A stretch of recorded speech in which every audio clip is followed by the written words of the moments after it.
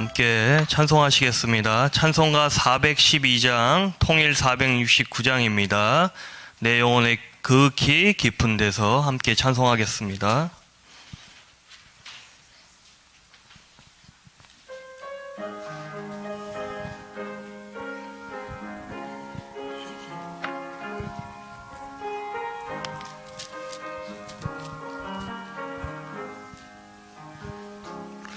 내 영혼의 극히 깊은 데서 맑은 가락이 울려나네.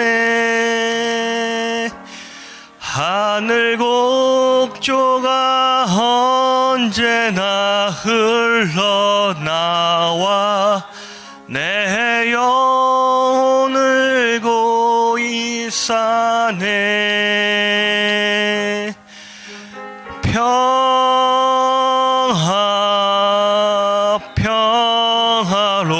평화로다. 하늘 위에서 내려오네.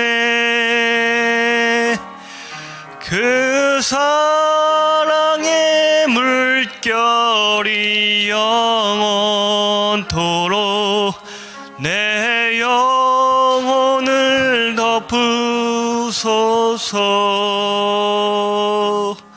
내 마음속에 솟아난 이 평화는 깊이 묻힌 보배로다.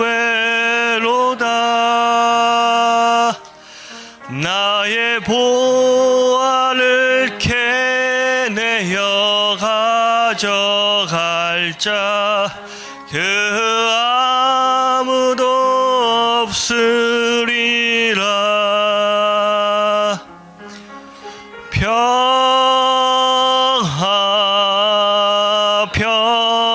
평화로다. 하늘 위에서 내려오네. 그 사랑의 물결이 영원토록 내 영혼을 덮으소서. 내 영혼 평화가 넘쳐 남은 주의 큰 복을 받음이라. 내가 주야로 주님과 함께 있어 내 영혼이 편이시네.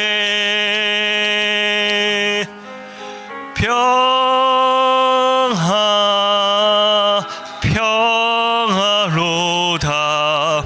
하늘 위에서 내려오네. 그 사랑의 물결이 영원토록 내 영혼을 덮으소서. 이 땅 위에 험한 길 가는 동안 참된 평화가 어디 있나. 우리 모두 다 예수를 친구 삼아 참 평화를 누리겠네.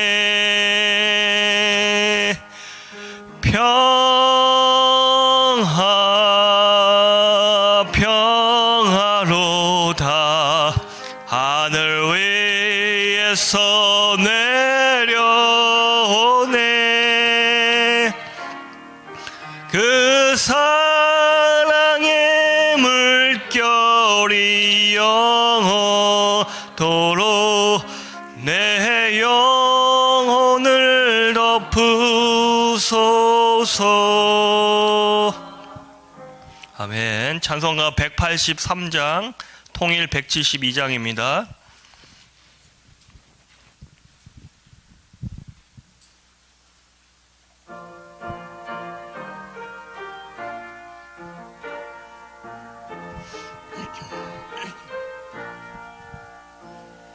빈들의 마른 풀같이 시들은 나의 영혼,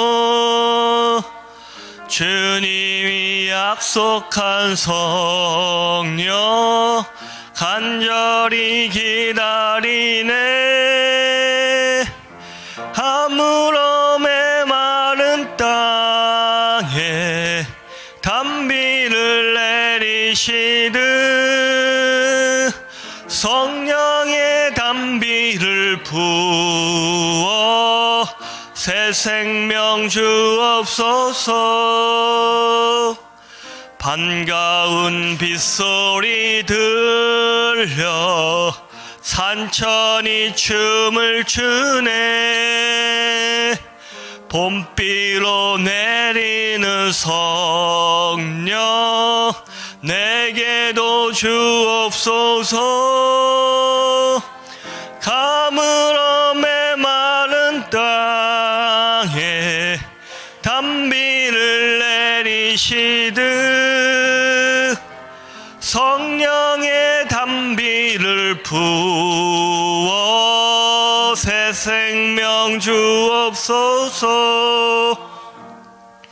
절 따라 우로를 내려 초목이 무성하니 갈급한 내 심령 위에 성령을 부소서. 가물어 메마른 땅에 단비를 내리시듯 성령의 단비를 부어 새 생명 주옵소서. 참되신 사랑의 언약 어길 수 있사오랴. 오늘의 흡족한 은혜 주실 줄 믿습니다. 가물어 메마른 땅에 단비를 내리시듯 성령의 단비를 부어 새 생명 주어. 우리 4절 다시 한번 하겠습니다. 참되신 사랑의 언약, 참되신 사랑의 언약 어길 수 있사오랴. 오늘의 흡족한 은혜 주실 줄 믿습니다. 가물어 메마른 땅에 단비를 내리시듯 성령의 단비를 부어 새 생명 주옵소서. 우리 이 시간 함께 합심해서 기도하겠습니다. 우리 교회와 우리 당회장 목사님 건강과 사역을 위해서, 또 다음 세대를 이끌어가신 우리 담임 목사님 건강과 사역을 위해서, 또 우리 교회가 전 세계에 세우고 있는 52개의 교회와 또 학교를 위해서 우리 이 시간 합심으로 함께 기도하겠습니다.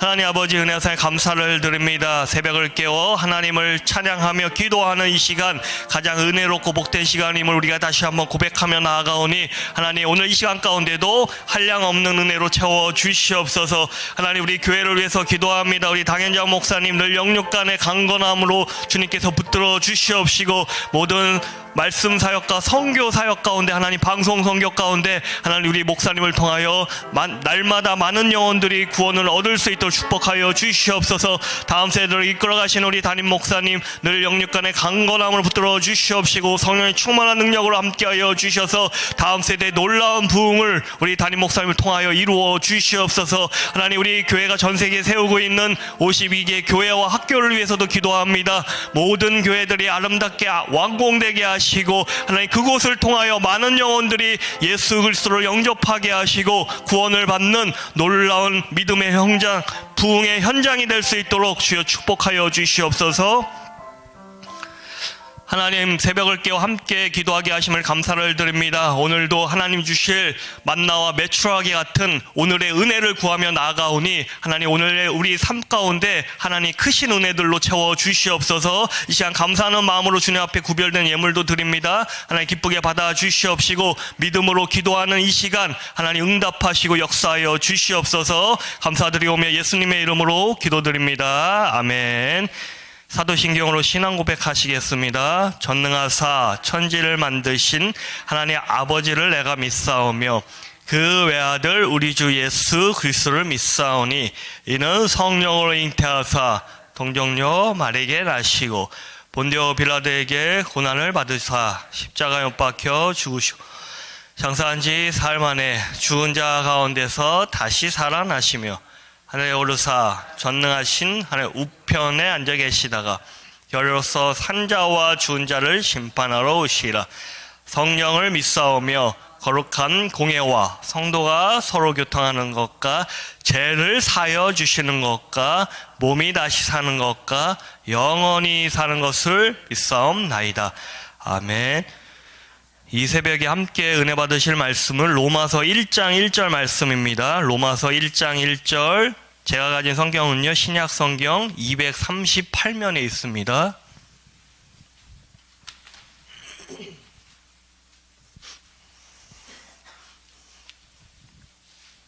다 찾으신 줄 알고요. 우리 한 목소리로 읽겠습니다. 예수 그리스도의 종 바울은 사도로 부르심을 받아 하나님의 복음을 위하여 택정함을 입었으니. 아멘. 오늘 본문에서 사도 바울은요, 로마 교회에 자신을 이렇게 소개합니다. 자신은 예수 그리스도의 종으로서 사도로 부르심을 받아 이방인에게 복음을 전하기 위해서 선택받은 인물이라고 이렇게 자신을 소개하고 있습니다. 사도 바울은요, 자신의 부르심이 무엇인지 정확히 알고 있었다는 것입니다. 먼저 사도 바울은요, 자신을 예수 그리스도의 종이라고 이야기를 합니다. 종은요, 헬라어 둘로스라는 단어를 사용하고 있는데요, 그 당시 가장 멸시천대받던 노예를 의미합니다. 그는요, 그 당시 가장 멸시천대받았던 노예처럼 자신을 그렇게 소개를 하고 있습니다. 바울 당시 로마 세계에서의 종은요, 주인의 부속품에 불과한 존재였습니다. 아무런 힘도, 아무런 능력도, 아무런 소망도 없는 존재였습니다. 그는 예수 그리스도의 종이라고 자신을 소개하고 있습니다. 이 뜻을 다시 해석하면 그는 예수님의 뜻 아래에 절대 순종, 절대 복종한다는 의미를 가지고 있습니다. 그는 철저히 예수님께 순종했던 인물이라는 사실입니다. 사실 여러분, 종이라는 존재는요, 별로 고민할 것이 없습니다. 왜냐하면요, 오직 주인의 뜻을 성취하려고 살아가기만 한다면 나머지 의식주와 모든 영역, 삶의 모든 영역을 주인이 책임져 주기 때문입니다. 사실은 그래서 이 당시의 종들은요, 사실 아무런 능력도 없고 아무런 권세도 없었지만, 그러나 주인의 권세에 의지해서 살아갔던 존재가 바로 이 당시의 종의 모습이었습니다. 이처럼 사도 바울은요, 자신을 예수 그리스도의 종이라고 소개하고 있습니다. 더 나아가서 그는 자신이 예수 그리스도의 종일 뿐만 아니라 이방인의 사도로 부르심을 받았다라고 이야기하고 있습니다. 여기서 사도라는 헬라어 단어는요, 아포스톨로스라는 단어를 사용하고 있는데요, 특별한 임무를 부여받고 보냄을 받은 자라는 뜻을 가지고 있습니다. 다시 말하면 하나님께 특별한 어떤 임무를 받고 파견을 나간 자라는 뜻을 가지고 있습니다. 그의 부르심은 어떤 것입니까? 바로 이방인들에게 복음을 전하는 것이 그의 부르심이었습니다. 사도 바울뿐만 아니라요, 하나님께서 사용하셨던 성경의 모든 인물들은요, 하나님께서 부르시고 선택하셨던 인물들입니다. 여러분, 우리가 잘 알고 있는 믿음의 조상 아브라함도, 또 출애굽 당시에 구원자 역할을 하던 모세도, 그리고 하나님의 마음에 합한 자였던 다윗도요, 다 하나님께 선택을 받고 부르심을 받았던 인물들입니다. 부르심을 받았다라는 말은요, 다른 말로 표현하면 하나님께 소명을 부여받은 사람들이라는 뜻을 가지고 있습니다. 다시 말해, 이 성경의 모든 인물들은요, 하나님께 선택을 받았고 소명을 부여받았습니다. 그렇다면 모든 그리스도인들, 성경의 인물뿐만 아니라 오늘을 살아가는 저와 여러분들에게도 하나님께서 부여하신 소명이 있다는 사실입니다. 소명이라는 이 단어는요, 영어로 콜링이라는 단어를 사용하고 있는데, 하나님께서 각 사람을 선택하시고 하나님의 뜻을 이루기 위해서 특별한 임무와 역할을 부여하셨다는 의미를 가지고 있습니다. 그런데 여러분, 하나님께서 누군가를 선택하시고 부르셨다면 그냥 부르신 것이 아닐 것입니다. 전능하신 하나님께서 누군가를 선택하고 부르셨다면 그냥 부르신 것이 아니라 어떤 특별한 목적을 가지고, 특별한 사명을 가지고 부르신 것입니다. 아브라함을 부르셨을 때 그를 그냥 부르신 것이 아닙니다. 그를 통한 큰 계획을 가지고 있으셨습니다. 어떤 계획입니까? 그를 통해 이스라엘이라는 민족을 이루기 위해서 그를 부르셨던 것입니다. 모세도 마찬가지죠. 하나님께서 모세를 선택하시고 부르셨을 때 모세를 그냥 부르신 것이 아닙니다. 그를 통해서 애굽에서 고통받았던 이스라엘의 백성들을 구출하기 위해서, 구원하기 위해서 그를 선택하시고 부르신 것입니다. 더 나아가서 다윗도 마찬가지요. 이 성경의 모든 인물들이요, 그냥 하나님께서 부르신 것이 아니라 하나님의 어떤 특별한 계획과 목적을 가지고 그들을 선택하시고 부르셨다는 사실입니다. 그러므로 여러분, 성경의 인물뿐만 아니라 오늘을 살아가는 저와 여러분들에게도 하나님의 계획하심과 하나님의 목적하심이 있다는 사실입니다. 그러므로 우리는요, 어떻게 살아가야 할까요? 하나님께서 나를 부르시고 선택하셨다라고 한다면 나에게도 소명이 있다는 사실입니다.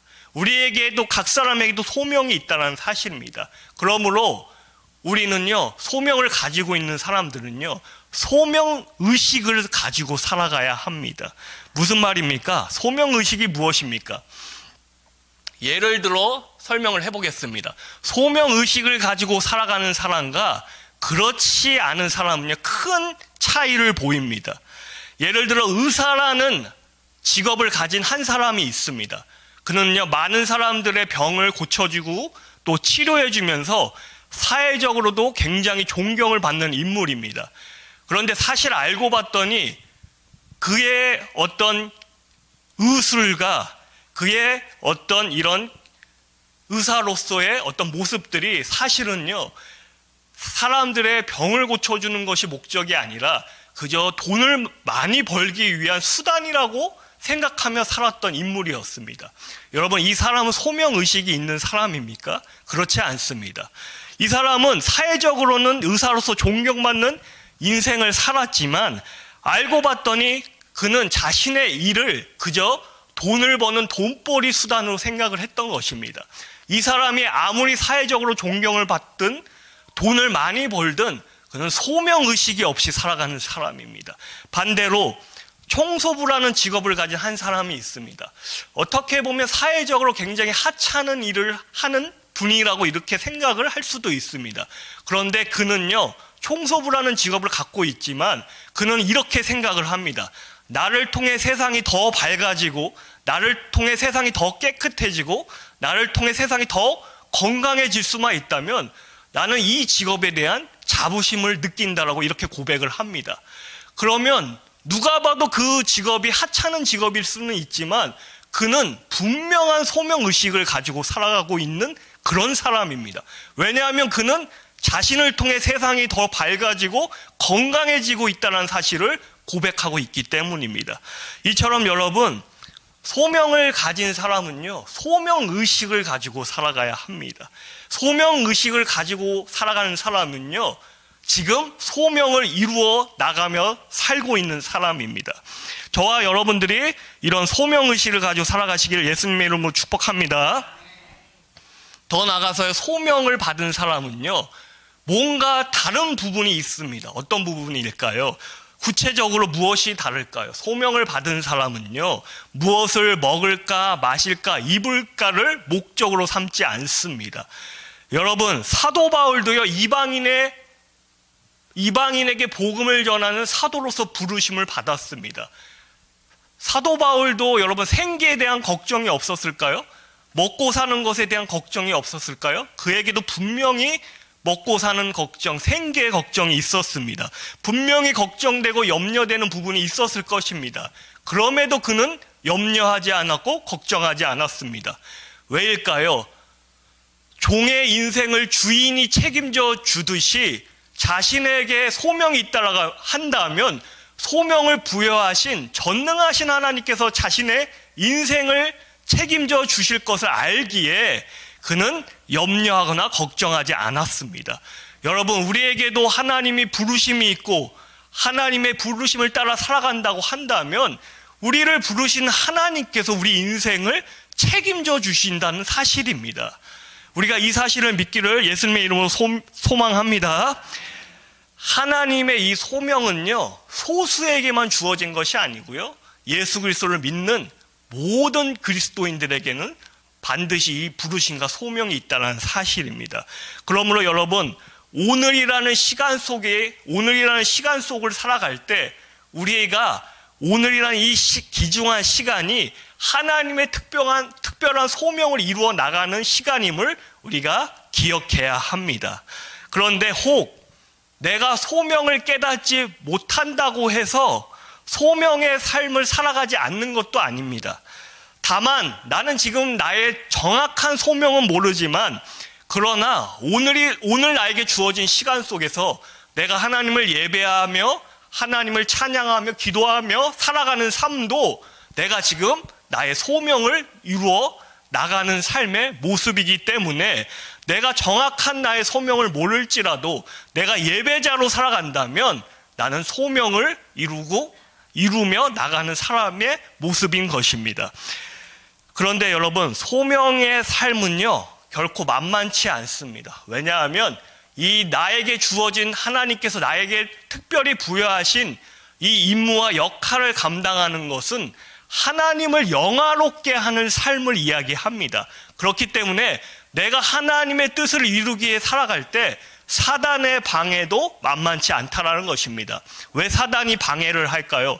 내가 하나님의 부르심을 따라 하나님의 뜻을 이루기 위해 살아간다는 것은 결과적으로는 하나님 나라를 확장해 나가는 것입니다. 나를 통해 하나님 나라를 확장해 나가고 하나님께 영광을 올려드리는 삶을 살아가는 모습이기 때문에 사단의 방해도 만만치 않다라는 것입니다. 그럼에도 저와 여러분들의 부르심은요, 하나님의 기쁨이 되는 것이고 하나님을 영화롭게 하는 것이 우리의 삶의 당연한 모습이라는 것입니다.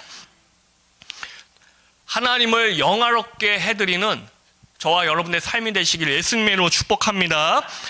그리고 어떻게 보면요, 여러분, 그리스도인에게 소명을 준비하는 시간과 소명 앞에 쓰임받는 시간, 준비하는 시간과 쓰임받는 이 2시간밖에 없다라는 사실을 우리는 기억해야 합니다. 문제는 이 소명을 준비하는 시간을 보낼 때는 내가 참 무가치하게 느껴질 때가 있습니다. 나는 참 가치 없는 사람이다. 그런데 하나님께서 허락하신 시간 중에는 가치 없는 시간이 없습니다. 나의 실패의 시간, 절망의 시간, 좌절의 시간도요, 하나님이 나를 준비시키는, 소명에 준비시키는 그 귀한 시간임을 우리가 기억해야 합니다. 그리고 그 어려운 시간을 잘 극복하고 이겨내고 간통하면 하나님께서 반드시 우리를 사용하는 시간이 온다는 사실입니다. 그러므로 때때로 외롭고 힘들어도 나는 하나님의 뜻을 이루기 위해서, 하나님의 소명을 이루기 위해서 하나님 앞에 준비하며 나가는 그 시간을 반드시 보내야 합니다. 그럴 때 우리는요, 때론 좌절되고 힘들지라도 믿음으로 기도하며 그날을 꿈꾸며 나가야 합니다. 어떤 날일까요? 그날이 바로 하나님께서 나를 선하게 사용하실, 복되게 사용하실 그날은 반드시 온다는 사실입니다. 내가 주님 앞에 부르심을 받고 소명을 받고 하나님의 뜻을 이루기 위해 살아갈 때 때때로 좌절의 시간, 절망의 시간, 고통의 시간이 올지라도 내가 그 시간을 잘 견뎌내고 버텨내고 간통해내면 반드시 그날은 온다는 것입니다. 반드시 하나님께서 나를 선하게 사용하실, 우리 가정을 선하게 사용하실, 우리 자녀분들을 선하게 사용하실 복된 시간은 반드시 온다는 사실입니다. 여러분, 이 사실을 믿으시기를 예수님의 이름으로 축복합니다. 이제 말씀을 정리하도록 하겠습니다. 오늘 본문에 등장하는 사도 바울은요, 자신의 부르심이 무엇인지 정확하게 알고 있었습니다.